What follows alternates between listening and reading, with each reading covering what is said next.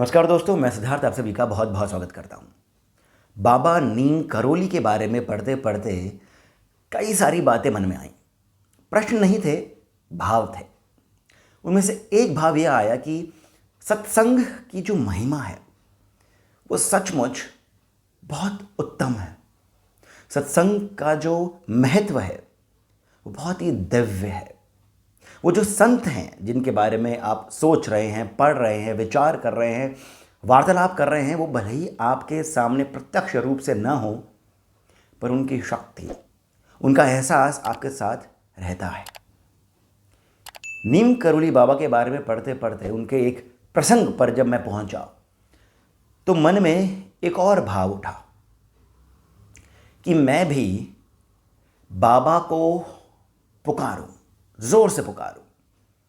उन्हें महाराज जी कहते थे, तो मैं भी आंखें मीच के दिल से उन्हें पुकारूं कि महाराज जी, मेरे भी जीवन में आप अपनी कुछ छटा बिखेरिए। कहीं से अपने होने का, अपनी शक्ति का कुछ आप एहसास करवाइए। ऐसा नहीं है कि विश्वास नहीं है, परंतु दोस्तों, आध्यात्म के मार्ग पर चलते चलते जीवन के थपेड़ों के बीच कई बार अपने ऊपर, अपने विश्वास पर संदेह होने लगता है। ये भी प्रोसेस है, ये भी एक उसी मार्ग का एक माइलस्टोन है कि ऐसा होता है। परंतु तब और तब ही गुरु की आवश्यकता होती है, तभी जीवन में गुरु का महत्व समझ में आता है। मेरी भी इस आध्यात्मिक जर्नी में मुझे भी गुरु की आवश्यकता है, महसूस हो रही है। और नीम करोली बाबा के बारे में पढ़ते पढ़ते ऐसा ही एक विचार आया कि महाराज जी, आप आइए मेरे जीवन में अपनी कुछ चमत्कार का अर्थ ये नहीं कि मेरा कुछ भला कर दे, मेरे कुछ बिगड़े काम सुलझा दे, वो नहीं, कहीं से भी अपने होने का एहसास करा दे। अब बात यहाँ पर यह भी आती है कि महाराज जी जो हैं, उन्हें तो देह त्याग करे हुए करीब 50 वर्ष हो चुके हैं। 50 वर्ष। तो फिर मैं ऐसा कैसे कह रहा हूँ कि मेरे ऐसे कैसे एक्सपेक्टेशन है कि महाराज जी अपने आप कुछ चमत्कार मुझे दिखाएं, अपना कुछ एहसास मुझे करवाएं। दोस्तों, आज की जो कथा है और जो ये महाराज जी के जीवन का प्रसंग है, सच मानिए इसे सुन करके आप भी भाव विभोर हो जाएंगे, उसी प्रकार जिस प्रकार मैं हो गया था। आशा करता हूं कि जिस प्रकार इस प्रसंग को मैंने पढ़ा है, उसी प्रकार उन्हीं भावों के साथ मैं आपके सामने रख सकूं, ताकि आपको बाबा नीम करोली के प्रति आपका जो विश्वास है वो और अधिक सुदृढ़ हो, उनकी ओर जो आपकी राह है वो और मजबूती के साथ आप पकड़ करके उस पर चलता रहे।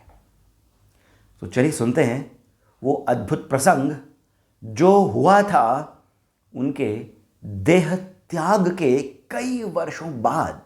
जी हाँ, उनके देहांत होने के। संतों के लिए हम देहांत शब्द का प्रयोग नहीं करते हैं। उनके शरीर त्यागने के कई वर्षों बाद कुछ अद्भुत प्रसंग हुआ था। आइए सुनते हैं क्या हुआ था। ये बात है वर्ष 1982 की, यानी 1982 की। तब तक बाबा जी को, यानी महाराज जी को, अपना शरीर त्यागे हुए करीब करीब 10 वर्ष होने वाले थे। तब की बात है। नैनीताल का एक परिवार था, समृद्ध परिवार था, यानी वो रिच फैमिली से बिलोंग करते थे। उन्होंने, ये कई सारे सदस्य थे इस परिवार में, उन्होंने एकाएक मन बनाया कि चलिए कैंची धाम होकर आते हैं, बाबा नीम करोली का जो आश्रम है उसके दर्शन करके आते हैं। सभी अपनी अपनी गाड़ियों में वहाँ से चल दिए, यानी नैनीताल से कैंची धाम की ओर चल दिए। उधर पहुंच करके मन में इनके कुछ बहुत ही अद्भुत सा भाव उत्पन्न हुआ और इन्होंने सोचा कि हम भी इस आश्रम के लिए कुछ करें, कुछ अपना योगदान दें।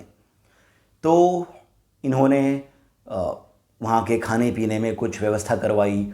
वहाँ पर जो बैलगाड़ियाँ या फिर जो गाड़ियाँ आती थी सामान लाद करके खाने पीने का होता था, उसके अंदर कंबल वगैरह होते थे, उसके अंदर इन्होंने उसको धक्का दिया, ऊपर तक पहुँचाया, क्योंकि पहाड़ी के ऊपर है। तो इस प्रकार से अपना श्रमदान और धनदान इत्यादि दिया। उस समय उस आश्रम में श्री माँ भी थी। जी हाँ, श्री माँ भी उस समय उस आश्रम में थी।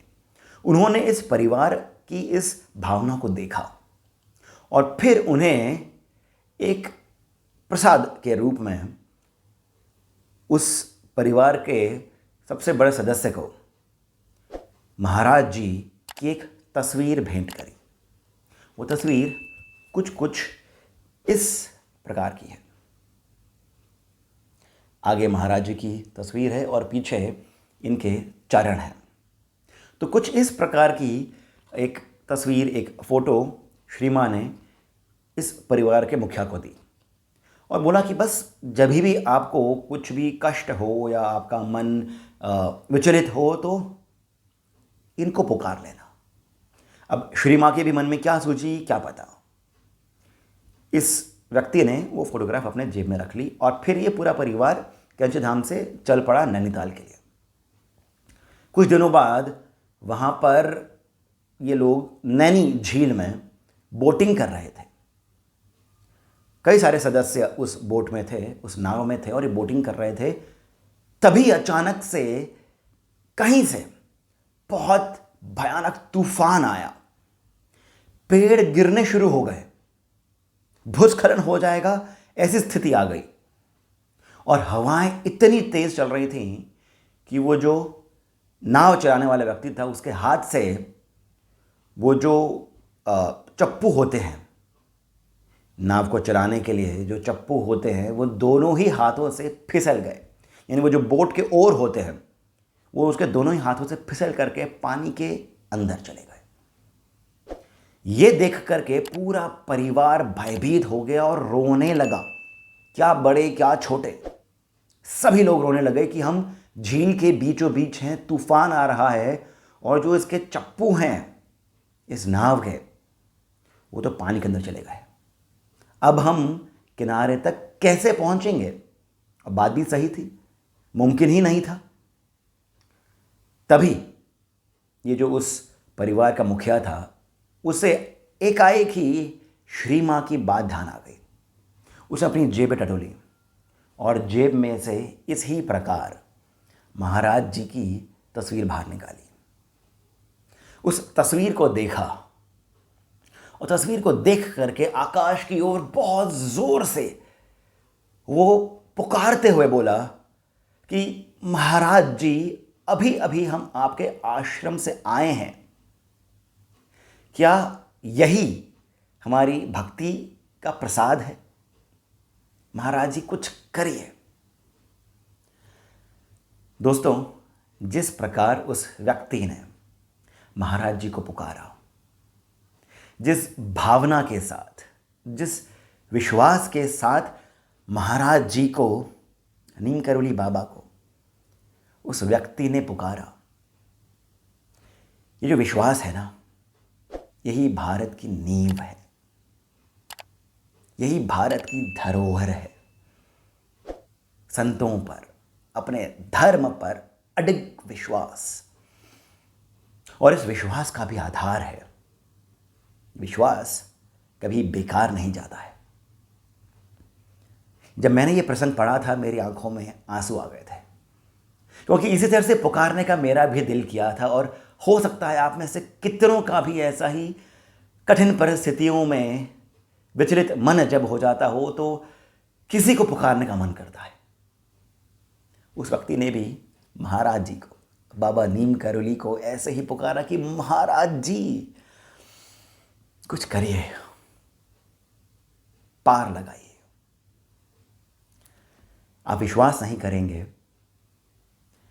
अचानक से वो जो जोरदार तूफान आ रहा था वो बंद हो गया, थम गया उसी समय।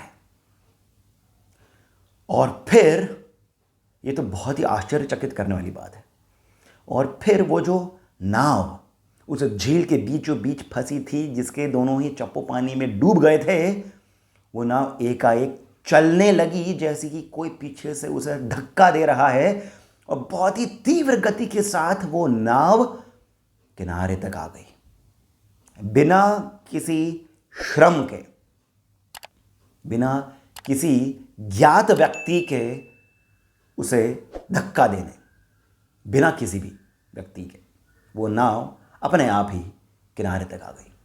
और फिर जब ये परिवार उस नाव से कूदा, उतरा, अचानक से तूफान फिर से चालू हो गया और जब तक ये भाग करके उस अपने अपनी गाड़ियों में बैठते, तूफान फिर से गति पकड़ चुका था।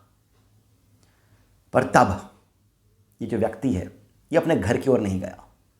ये उसी समय गाड़ी से ही कैंची धाम की ओर चल पड़ा और श्री मां के श्री चरणों में जाकर के सुबक सुबक कर रोने लगा कि मां, ये कैसा अद्भुत चमत्कार था। क्या कहूं, बाबा जी की शक्ति, इसी शक्ति ने मुझे उनकी ओर भक्ति की ही दृष्टि से देखने के लिए विवश कर दिया है। मैं तो यहाँ पर आया था केवल एक संत के आश्रम में कुछ कार्य करने के लिए, कुछ अपना दान देने के लिए, परंतु महाराज जी ने तो मुझे अपना भक्त बना लिया। श्री माँ भी कुछ नहीं कह पाई, बस केवल वे मुस्कुराती रही। दोस्तों, मैं भी बहुत लकी हूँ कि ये फ़ोटो मेरी एक प्रियजन ने मुझे कुछ ही दिनों पहले दी है। और मैं आपको यही कह रहा था कि ये जो कथाएं हैं नीम करोली बाबा के बारे में, मैं जो आपको ये वीडियो के थ्रू बता रहा हूँ और आप जो ये देख रहे हैं, ये भी इन्हीं की कृपा से है, इन्हीं की मर्ज़ी से है। अन्यथा कितने ही वर्ष हमने यूट्यूब पर ही ऐसे ही बताए हैं क्या क्या वीडियोज़ नहीं देखते हुए, पर आज आप ये वीडियो देख रहे हैं। अब गिने चुने ही लोग देख रहे हैं, पर देख रहे हैं, मेरी वाणी को सुन रहे हैं। पर इस वाणी की जो प्रेरणा है वो यही है, यही संतों का चमत्कार है, यही भारत का चमत्कार है और यही भारत की धरोहर है। दोस्तों, आप सभी से मैं ये विनती करता हूँ कि इस वीडियो को आप जितना हो सके उतना शेयर करें, क्योंकि सत्संग ही तो है ये, और सत्संग को जितना अधिक हम प्रचारित कर सकें, प्रसारित कर सकें, उतना अच्छा है। यदि ये वीडियो, ये कथा, ये प्रसंग आपको अच्छा लगा हो तो इस वीडियो को लाइक अवश्य करिएगा। कमेंट करके आप अवश्य बताएं कि कथा कैसी लगी। और यदि आपके भी कुछ अनुभव हो, सिर्फ नीम करोली बाबा के ही बारे में नहीं, पर किसी और गुरु को लेकर के आपके यदि कुछ अनुभव हो, तो वो भी आप कृपया करके कमेंट सेक्शन में हमें बताएं। सब्सक्राइब ज़रूर करिएगा, और यदि आपकी इच्छा हो तो कमेंट सेक्शन में ही जो पहला मैसेज पिन है वहाँ पर जा कर के आप अपनी ओर से हमें श्री सहयोग प्रदान कर सकते हैं। अब मुझे यानी सिद्धार्थ को अब जाने की अनुमति दीजिए। ऐसे ही एक और अद्भुत प्रसंग के साथ मैं आप सभी के सामने पुनः वापस आऊँगा। धन्यवाद।